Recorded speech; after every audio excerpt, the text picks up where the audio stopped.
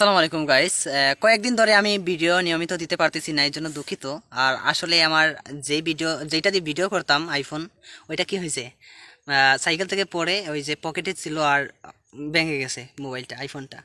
যার কারণে ভিডিও করতে পারতেছি না। আর এখন যেটা দিয়ে করতেছি, আমার হাতে যেটা অ্যান্ড্রয়েড ছিল, যখন আমার 500-600 ফলোয়ার ছিল, প্রথম অবস্থায় এই মোবাইলে করতাম। আসলে অ্যান্ড্রয়েডের এগুলো রেজলিউশন আস্তে আস্তে কমে যায়। তো এখন যেমনি আছে জানি না কেমন দেখাচ্ছে।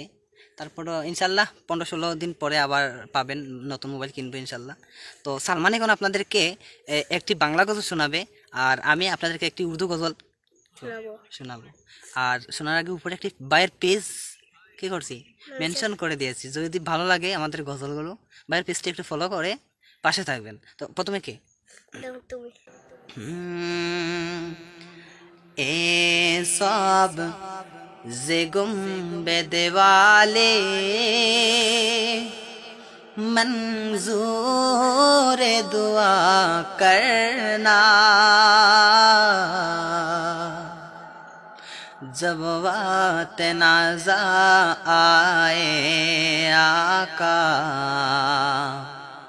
दीदार आता करना। ए सब्ज़ गुंबद वाले मंजूर दुआ करना, जब वक्त नाज़ा आए आका, दीदार आता करना। मैं कब्रे अंधेरी में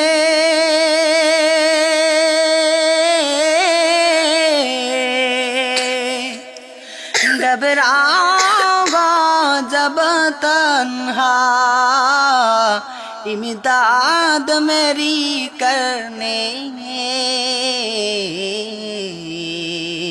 आजाना रसूल अल्लाह, इमदाद मेरी करने आजाना रसूल अल्लाह। আসসালামু আলাইকুম রহমতুল্লাহি ওয়া বারাকাতুহু।